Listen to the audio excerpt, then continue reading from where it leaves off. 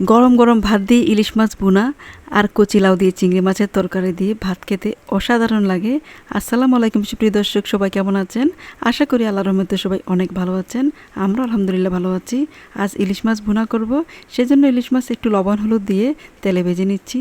চিংড়ি মাছ দিয়ে রান্না করব লাউ, সেজন্য একটা প্যানে তেল দিয়ে পেঁয়াজ কাঁচামরিচ ভেজে নিয়েছি। এখন দিয়ে দিলাম হলুদ মরিচ গুঁড়া, জিরার গুঁড়া, স্বাদ মতো লবণ আর একটু রসুনের পেস্ট। সব কিছু দিয়ে খুব ভালো করে একটু তেলে ভেজে নিয়েছি। সামান্য পানি দিয়ে মশলাটা খুব ভালো করে কষাতে হবে। লবণ হলুদ দিয়ে মাখানো চিংড়ি মাছগুলোও দিয়ে দিব। তারপর খুব ভালো করে নেড়ে চেড়ে মিশিয়ে কিছুক্ষণ কষাতে হবে। যখন খুব ভালো করে কষানো হয়ে যাবে তখন দিয়ে দিব কেটে ধুয়ে রাখা লাউ। লাউ দিয়ে আবার কিছুক্ষণ মিশিয়ে নিব। উপরে নিচে খুব ভালো করে নেড়ে চেড়ে মিশিয়ে নিব। তারপর ঢাকনা দিয়ে কিছুক্ষণ কষাতে হবে লাউগুলো। যখন খুব ভালো করে কষানো হবে তখন সামান্য পানি দিব, যদি পানি প্রয়োজন হয়, আর না প্রয়োজন হলে দেওয়া লাগবে না। কচি লাউ হলে এমনিতে অনেক পানি ওঠে, সেজন্য পানি দেওয়া লাগে না। ইলিশ মাছ খুব ভালো করে ভাজা হয়ে গেছে, আমি হালকা করে ভেজে নিয়েছি, এখন উঠিয়ে রাখছি। এখানে অনেকগুলো ইলিশ মাছের ডিমও ছিল, দারুণ ছিল মাছগুলো। একই প্যানে পেঁয়াজ ভেজে নিচ্ছি, পেঁয়াজ একটু বেশি লাগবে।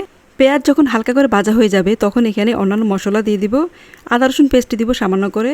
ইলিশ মাছ এমনিতেই অনেক মজার মাছ, বেশি মশলা দিতে হয় না, অল্প মশলা দিলেই রান্নাটা অনেক বেশি মজা হয়। যাই হোক, আদা রসুন দিয়ে খুব ভালো করে একটু ভেজে নিচ্ছি।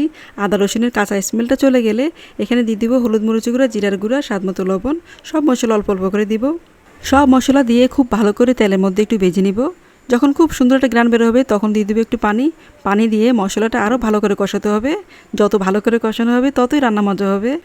ঢাকনা দিয়ে মশলাটা খুব ভালো করে কষিয়ে নিব। যখন খুব ভালো করে কষানো হবে তখন মাছগুলো দিয়ে দিব। লাউটা খুবই কচি ছিল, একটুকু পানি দিতে হয়নি, এমনিতেই পানি উঠেছে।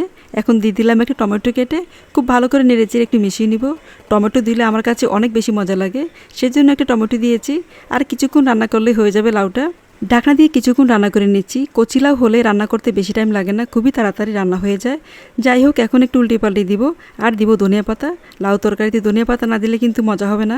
লাউয়ের তরকারিতে ধনিয়া পাতা দিলে এর স্বাদ বেড়ে যায় দ্বিগুণ, অনেক বেশি মজা হয়। আপনাদের ভাইয়া ধনিয়া পাতা না দিলে খেতে চায় না, বেশি করে ধনিয়া পাতা দিয়ে এখনই নামিয়ে নিব। ইলিশ মাছের মশলা খুব ভালো করে কষানো হয়ে গেছে, এখন দিয়ে দিলাম মাছ আর ডিম। খুব ভালো করে নেড়েচেড়ে একটু মিশিয়ে নিব, তারপর রান্না করে নিব। এই রান্না আমি কোনো পানি ব্যবহার করব না, এমনিতেই পানিটা একদম শুকিয়ে নিব।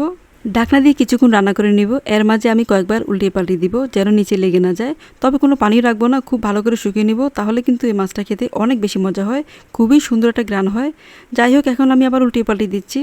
ইলিশ মাছ অনেক মজার একটা মাছ, যেভাবে রান্না করি না কেন সেভাবেই অনেক ভালো লাগে। ইলিশ মাছ ফ্রাই, ইলিশ মাছের দো পেঁয়াজা, ইলিশ মাছ দিয়ে কাঁচকলা অথবা ইলিশ পোলাও দারুণ লাগে খেতে।